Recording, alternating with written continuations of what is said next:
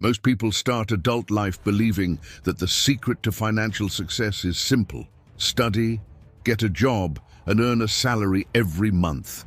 At first, this even seems to work. The first payment arrives, the feeling is good, it brings a certain relief. But this feeling doesn't last long. Soon the money starts to have a certain destination even before it hits the account. Rent or house payment, electricity bill, water, internet, groceries, transportation, credit card. When something is left over, it trickles away in small, almost invisible expenses.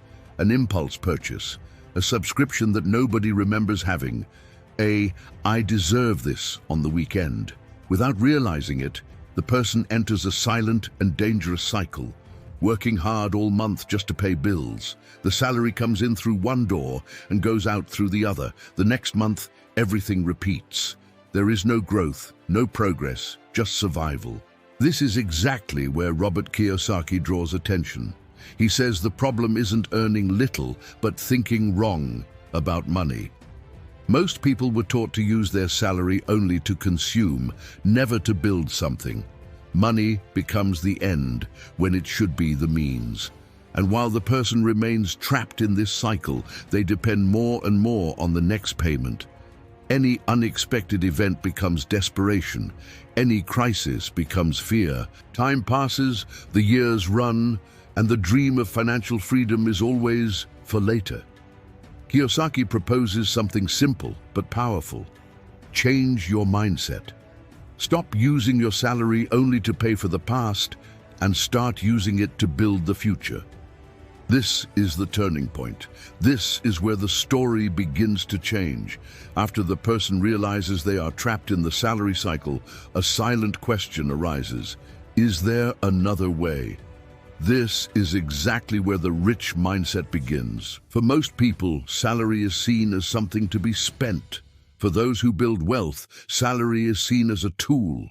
It's not the final prize, it's the starting point. It's like a seed. If you eat the seed, the pleasure is quick and ends there. But if you plant it, it grows and continues bearing fruit. Kiyosaki teaches that rich people don't just ask, "How much do I earn?" but rather, "What can this money build?" They use part of their salary to buy assets, things that put money in their pocket every month, even when they're not working. While many spend everything on immediate consumption, those who think like the rich separate money to invest first. Only then do they think about the rest. It's a simple inversion, but powerful. It's not about living in suffering, it's about making money work instead of working your whole life just for money. This change happens in the head before it happens in the bank account. The person starts to look at each monthly payment and think, "How can I transform this into something that generates income in the future?" And when this question becomes a habit, the game begins to change. After changing the way you see your salary, a new challenge arises: what to do with the money. And this is where many people get stuck, not for lack of will, but for lack of knowledge. The truth is simple and uncomfortable. School doesn't teach financial education. It teaches math, history, geography, but it doesn't teach how money works in real life. Nobody explains the difference between assets and liabilities. Nobody talks about interest in your favor, taxes, or how to evaluate an investment. That's why most people learn the hard way, by making mistakes. Kiyosaki hammers this point a lot. He says that those who want to build wealth need to become students of money. Read books, listen to experienced people, learn from those who have already walked this path. Not to blindly copy, but to understand how financial decisions are made. Financial education is not something complicated or distant. It's understanding, for example, why some people get rich even earning less, while others earn a lot and remain in debt. It's learning to ask better questions before putting money anywhere. When a person educates themselves financially, fear diminishes, decisions become more conscious, money stops being a mystery and becomes a predictable tool.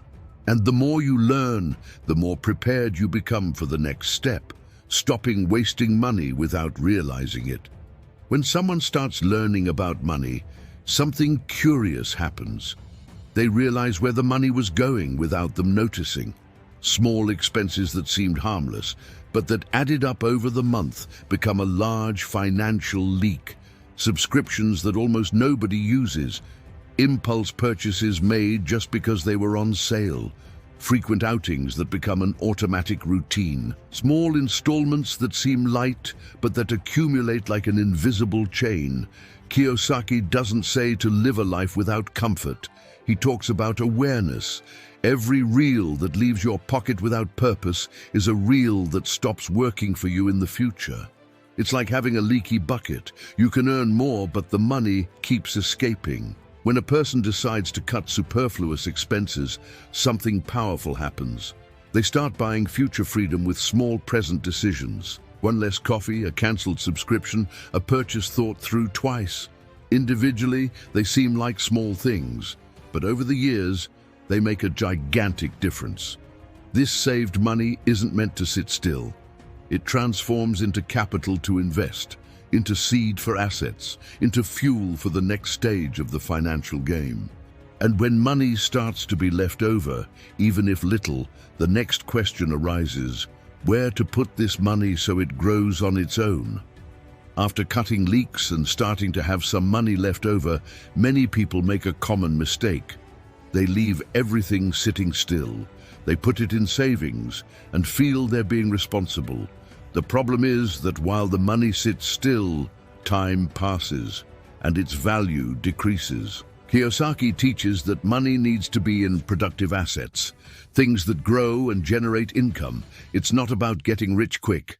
It's about allowing time to work in your favor. A little today, another little tomorrow, and that's how money starts to multiply. Investments like real estate, stocks, or small businesses have something in common. They can generate income even when you're not present. That's what differentiates those who just save money from those who build wealth. One saves. The other makes money produce. In the beginning, results seem slow, sometimes almost invisible, but it's like planting a tree. In the first months, nothing seems to happen. Underground, however, the roots are growing, and there comes a moment when the fruits start to appear. When a person understands this, they stop being in a hurry and start having strategy. Money stops being a fragile resource and becomes a silent ally, working day and night. And when you realize that money can grow on its own, the next step naturally arises, seeking more opportunities to multiply this growth. When someone starts investing, something changes internally. The person starts to see the world differently. Where before they only saw consumption, now they start to see opportunities. Kiyosaki explains that rich people train their minds to stay alert. They talk with other investors, observe different markets, ask questions, listen more than they speak. They don't get stuck on a single idea or a single type of investment. While many say, "This isn't for me," or "This seems risky," those who build wealth ask, "How could this work?" It's not acting on impulse. It's being prepared to recognize a good opportunity when it appears. The secret isn't in always getting it right, but in being in the game. Those who never look, never find. Those who never study new possibilities stay stuck with the same sources of income forever. Over time, these conversations, readings, and observations create a broader vision. And when a good chance arises, the person isn't paralyzed by fear. They evaluate, decide, and act. And by acting, a powerful tool emerges that, when used intelligently, can greatly accelerate results. Leverage. For most people, debt is always something negative. And it makes sense to think this way, because almost everyone only learns to use debt to consume. Credit cards, installments, loans for things that lose value. Kiyosaki teaches to separate two very different things: bad debt and smart debt. Bad debt takes money out of your pocket every month. Smart debt helps you control larger assets, which can generate income and pay off this debt over time. A simple example helps understand. Few people have enough money to buy property in cash. But by using financing strategically, it's possible to control a larger asset, which can appreciate and even generate income. In this case, borrowed money becomes a tool, not a burden. Leverage isn't about betting or acting without thinking. It's about using resources in a calculated way, with clear numbers and long-term vision. People who build wealth learn to use the system in their favor, while most avoid it out of fear or lack of knowledge. When used carefully, leverage accelerates results that would take decades to happen with only your own money. And this opens space for the next step, thinking beyond employment and acting like someone who creates value. Many people believe that being an entrepreneur means quitting your job and taking big risks. Kiyosaki shows that's not it. Thinking like an entrepreneur is, above all, changing the way you act, even while continuing in a traditional job.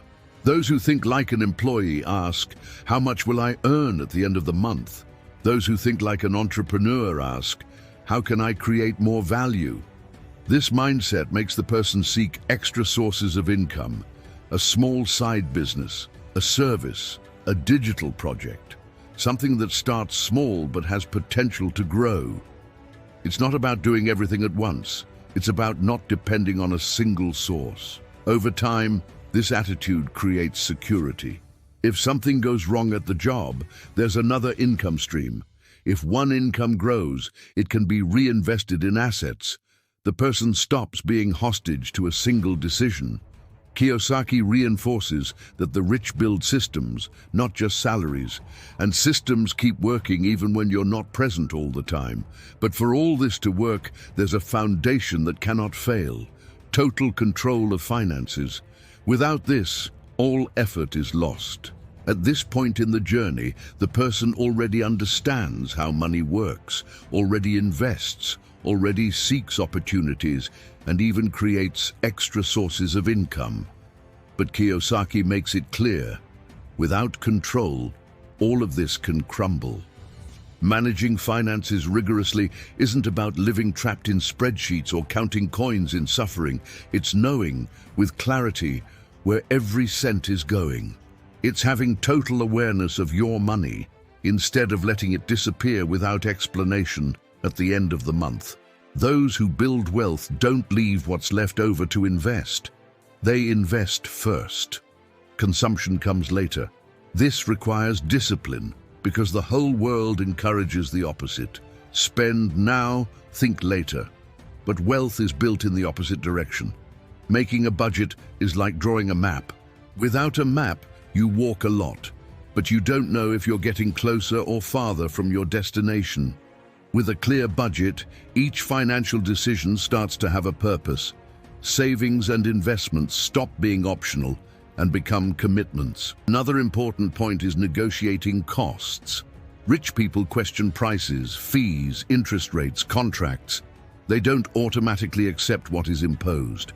Small monthly reductions over the years free up large amounts for investments. When financial control becomes a habit, money stops being a source of anxiety and becomes a strategic tool. Each decision feeds the assets, strengthens the investments, and brings the person closer to freedom. And it's precisely this constancy, maintained over time, that leads to the last principle: thinking long-term and not giving up when results take time to appear. When a person reaches this point, they've already done something that most never do: thought about the future consciously. Even so, here comes the biggest test of all: patience. Kiyosaki explains that the biggest enemy of wealth building isn't lack of money, but haste.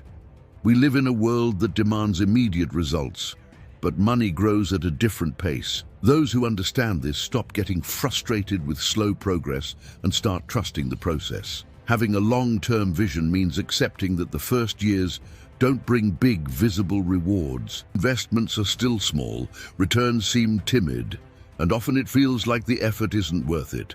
But it's exactly during this period that the foundation is being built. Perseverance enters when the person continues investing even without applause, even when nobody notices.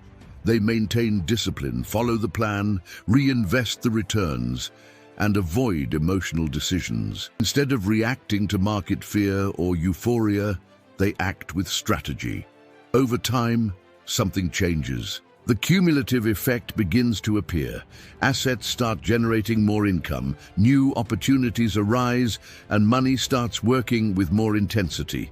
It's not a sudden leap, it's a constant progression. Those who have a long-term vision understand that each choice made today is shaping tomorrow, and therefore they keep moving forward, adjusting the route when necessary, but without abandoning the path. At some point in life, every person realizes that money isn't just numbers. It stirs feelings. Fear of making mistakes, anxiety to improve life quickly, insecurity when a crisis arises, excitement when someone says they made a lot of money with a certain investment. All of this influences decisions, even when the person thinks they're being rational. Kiyosaki explains that most people lose money not for lack of opportunity, but by reacting emotionally. When fear appears, many sell at the worst moment. When excitement dominates, they enter too late into something that has already risen. Money comes and goes, but the learning takes time to arrive. Separating emotion from financial decision doesn't mean ignoring feelings. It means not letting them decide for you. People who build wealth learn to create distance between impulse and action. They stop, analyze, do the math, and think about consequences before moving money. This self-control is built with practice. Every time a financial decision arises, the question changes from, "How do I feel now?" to, "Does this make sense in the long term?" This simple change avoids repeated mistakes and protects the wealth being built. Over time, the person realizes that money likes calm. Calm decisions made with clarity almost always bring better results than decisions made under pressure. For many people, the word risk sounds like immediate danger. From an early age, we're taught to avoid anything that seems uncertain. But Kiyosaki provokes a different reflection. The problem isn't risk, it's not understanding it. Most people avoid investments not because they're really dangerous, but because they don't know how they work. This lack of knowledge generates fear, and fear paralyzes. Meanwhile, money sits still, losing value over time without growing. Those who build wealth take the opposite path. Instead of running from risk, they study risk. They learn how it arises, how it can be reduced, and how it can be controlled. Risk stops being an invisible monster and becomes a number, a probability, something that can be evaluated. Kiyosaki teaches that the biggest financial risk in life isn't investing, but depending on a single source of income. When everything depends on a salary, any external change becomes a threat. But those who diversify and understand where they're putting their money create real security. With knowledge, the person learns to choose intelligent risks. They don't bet everything on a single decision, don't enter into something they don't understand, and don't follow easy promises. They accept that all growth involves some level of uncertainty, but consciously choose which risk is worth taking. And the more the person understands risk, the less fear they feel, and the more control they have over their own financial future. Before thinking about earning more money, Kiyosaki reinforces something that almost nobody talks about. First, you need to protect what you already have. Many people jump straight to the idea of growth and end up stumbling because they don't have a solid foundation. Financial protection means creating a structure that allows you to make mistakes without breaking. It's having organization, predictability, and a minimum of security so that decisions aren't made in desperation. When this protection doesn't exist, any unexpected event becomes a real threat to progress. Without a foundation, the person invests with fear. They sell too early, accept any bad opportunity, or get into debt dangerously. But those who build protection can think clearly, because they know that one mistake won't destroy everything. This protection comes from simple but consistent habits: expense control, well-thought-out reserves, financial commitments adjusted to reality. It's not accumulating money out of fear, it's creating stability to be able to move forward with confidence. When this foundation is ready, growth stops being a desperate race and becomes a strategic construction. The person chooses better where to invest, waits for the right moment, and takes advantage of opportunities with more security. Kiyosaki makes it clear: those who try to grow without protection build on sand. Those who protect first build on a firm foundation, and this completely changes the result over time. One of the biggest reasons why people give up on wealth building is simple. They only look at the final result. They want to see big numbers quickly. When this doesn't happen, they believe they're on the wrong path. Kiyosaki teaches that those who build wealth learn to measure progress, not just the destination. Progress appears in small but consistent signs: less debt than before, more control of money, more financial knowledge, more assets, even if they still generate little. When a person learns to observe these signs, motivation is maintained. They understand they're moving forward, even if the final goal is still distant. Each adjustment, each better decision made, is a silent victory. Measuring only the final result creates frustration. Measuring progress creates constancy. It's this constancy that allows you to get through difficult years without abandoning the plan. Another important point is using progress as a correction tool. By tracking the path, the person notices what works and what needs to be adjusted. The financial plan stops being rigid and becomes adaptable without losing direction. Kiyosaki reinforces that wealth isn't built in spectacular leaps, but in repeated movements in the right direction. Those who understand this don't compare themselves with others. They only compare today with yesterday and keep moving forward. In the beginning, taking care of money requires conscious effort. Writing down expenses, thinking before buying, separating money to invest. All of this seems tiring. Kiyosaki explains that if discipline depends only on willpower, it won't last long. That's why the goal isn't to live policing yourself all the time, but to transform discipline into habit. When a habit is formed, the decision stops being heavy. It happens almost automatically, like brushing your teeth or keeping a schedule. Those who build wealth create simple and repeatable routines, separating money as soon as they receive it, reviewing expenses on a fixed day of the week, studying a little about investments regularly. Small actions, done always, have an enormous impact over time. When discipline becomes habit, money is organized even in difficult months. The person doesn't abandon the plan because it's already part of life. This creates stability and continuity, two essential things for financial growth. Kiyosaki shows that it's not grandiose decisions that build wealth, but invisible habits practiced every day. Those who understand this stop seeking external motivation and start trusting their own system. In the end, building wealth isn't about strokes of luck, secret shortcuts, or magic formulas. It's about small decisions made consistently over time.